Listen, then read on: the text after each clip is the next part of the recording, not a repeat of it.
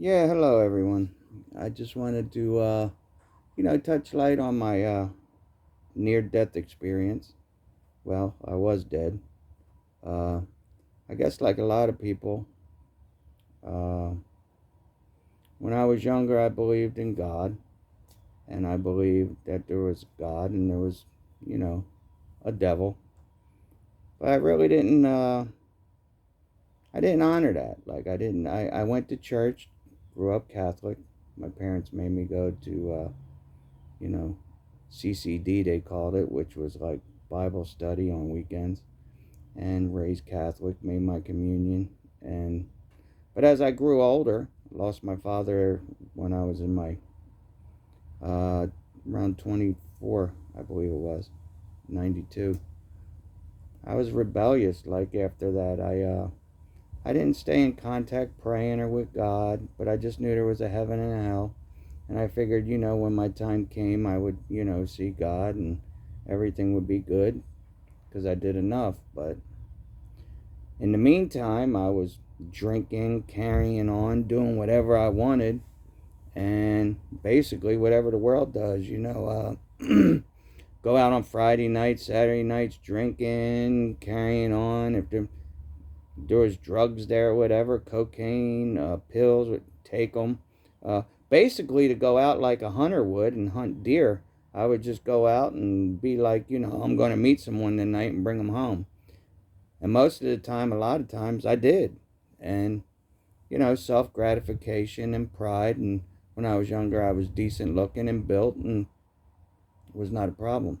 But anyway, make a long story short, as I got older, I started having back problems. But other than that, great health. It was around when I was around 44 or 42. I'm 55 now. That I started following God again and getting real close and praying and all that because of my back condition. And I let all them old things fall to the wayside. I was done with it. I was done with womanizing and drinking and carrying on and drugs and stuff like that. And that's when the demons came.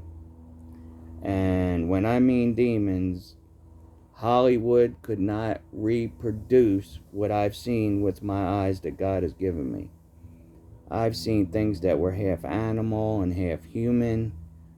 They were never born before, which means they never came from a woman's womb and was born on earth. They were demons. They were devils. I'll never forget it. They would plague me. I would get a shower and shave, and they would scratch me and bite me, and I would turn around and they would show themselves to me. They were deformed. They smelled like matches and feces, just basically matches and feces, and it was bad. And when they got close to you within 6 feet, your skin would burn like there was oven cleaner on it. And this went on, I would say, practically a year and 4 months, or maybe a year and 9 months, practically 2 years. I was going to church every day, and I wanted to stay in the church because I was just plagued by these things morning, noon, and night. They would hold me down, they would paralyze me. I would go to Catholic priest and tell the priest what was going on. I captured stuff on my phone. And they would follow me right into church, these demons. So they would go right up to the altar and everything. And I captured them on my phone and I told the priest about it. Some in the beginning, there was one Catholic priest that said, "I don't believe in demons. I don't know what you're even talking about." And I was like, "What kind of priest are you? It's written in the book. Jesus cast out the demons into the swine." They said, "What do we have to do with you, Son of God? Don't torment us. Please let us go into the pigs."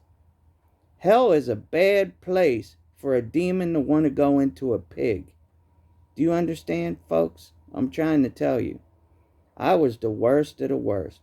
So anyway, after being paralyzed and scratched and bitten, and sometimes the covers and all that being pulled down, and touched sexually in the shower and in the middle of my sleep, and waking up to, seeing when you push on your skin, you see my skin moving because I'm pulling on it. Imagine seeing that and there's nothing there, and then God allowed me to see all these things that were attacking me. And I don't even want to get into explaining how wretched and nasty and what they smelled like and how they burnt your skin. All I can tell you is hell is real. And God is real. So I went to sleep one night after about 2 years. And like I said, I returned to God, and I was praying all the time and reading His Word and getting closer to God. The closer I got to Him, the more these things stirred up. Till one day, they confronted me, 3 of them, in my living room. One was about 9 feet tall, and the other 2, I call like a little gang, like a clique. And the thing that confronted me had the torso of a man, half the face of a man. It had bull horns. It had, from the waist down, the hindquarters of a deer, except that its hoofs, instead of being small like deer hoofs, were big. They were about 14, 15 inches. And it smelled like, like I told you, burnt matches, sulfur, and feces. And it told me to bow down to it. And if I didn't bow down to it, it was going to tear off my head in that split second. And I looked at him, and I gave it up. You know how people say they surrender their life to Jesus and all that stuff? Well, I did in that moment. I said to that beast, all 3 of them, and I looked up at it, smelling it, scared to death, trembling inside. I said, do what you must. I will never bow down to you. I serve the Lord my God. And that was it. I turned around and figured my head was coming off. But after that, I went to sleep that night, and I died. They killed me. And I woke up in a valley. I was sucked out of my body. I felt it. And I knew I was dead. And I looked down at my left hand because I could think. I could hear my thoughts. And I looked down at my hand and seen that I had a left hand. And I was in a valley. And when I mean a valley, it was like a football field, the size of a football field, but embankments in the fronts and the back of it. Just little hills, about maybe 12 feet. And there was trees. And it was these funny trees that I never seen before. And when I Googled it, they grow in Jerusalem. And they're only about, 13 feet high. But they're bushy, almost like the oriental trees you see in pictures. And there was a mist on the ground. And the mist was about maybe 12 inches or 11 inches off the grass. There was no sound. It was dark, no concept of time. But it wasn't like dark where I couldn't see anything. It was like midnightish, I would say. And then as I'm standing there, and as soon as I realized I'm dead, here came the white, bright light. And we don't have this white here. There's no way to explain it. And the white came from the right part of the sky in the farthest part of the field. And I seen it land on there. And lo and behold, I knew automatically who it was. I put my head down. Because that white light and what I seen, I felt it. You know how we say we love? I love you, you love me. That white light is pure love. You feel it. You feel it like the sun on your face, that warmth. But only it's radiating. It consumes you.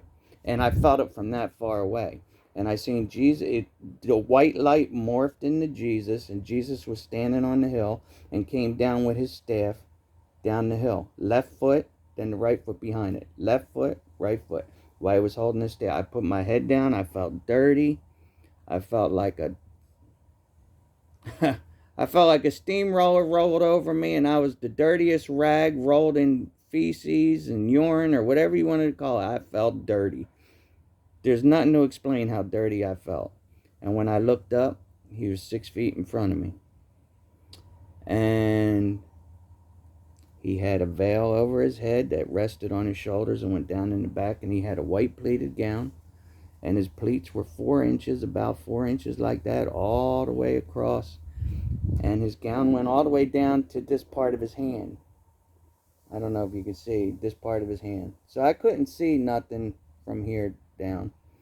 and it went down to his ankles, and it covered on top of his instep. I'll never forget his sandals. They had a crisscross in the front and a crisscross behind it on his instep, and he had brownish. I could only see the hair like right here, like this much when he pushed the veil back. And it was funny because when I looked up, I was like, oh God, I'm in trouble. And I didn't realize he can hear my thoughts because I'll get to that in a minute. But when I put my head up, he put his veil up to reveal who he was, and I seen his hair here. He had a bump in his nose. His face was fuller than the pictures that we see that typically, predict Jesus. The closest thing I seen to him is the burial cloth, the shroud of Turin. That's the Christ, except his face was fuller. He had a bump on his nose. He didn't have a perfect nose. His face was long, like from the top of his forehead to the bottom of his chin was down here. It was longer. So that's the only thing I could explain about it. I really didn't say anything. I don't know if I couldn't say anything or I was incapable of saying anything. But as I looked at him, he talked to me with his head as loud as I'm talking to you now, and I understood perfectly clear. He looked at me and he said, "Fear not, I'm with thee." And as I heard it, in that split second, I said, he's talking to me and he ain't moving his mouth. And I was in awe of that. And soon as I thought that and was in awe of that, he said, sternly, he said, "Fear not, I'm with thee." And then he morphed into that white ball of light that we don't even have that white here. There ain't no reason to explain it because we don't have that color here. And he morphed into that white ball of light and he went back to the right part of the sky. And boom, I was back into my body. And I was gasping for air on the couch and everything like that. And that was it. That was my death experience. Them demons wound up killing me. And I've come to realize, years later, demons are real. All these things you guys see in the news, and it's bad. These things are supposed to happen. People shooting each other, killing each other, and think they're going to get away with it. Like see people on the news killing their girlfriend, and then they kill themselves, and they think they get away with it. No, you ain't get there. There's torment for eternity. These things were wretched. Just being near them burnt my skin. 6 feet away, they were burning my skin like I had oven cleaner on me. When they got closer, it was like having a lighter to my skin. I'm just making this video because God is my witness, and I know He wants me to get the word out, and hopefully somewhere with this paralysis and all this stuff, people being paralyzed. And that's another thing. When I was paralyzed by these demons, I was wide awake on my couch, not on any medicines, nothing. I went to get up. I couldn't move. I could think. I couldn't even talk. I couldn't move. I couldn't talk. I couldn't move. Only thing I could do was breathe and blink.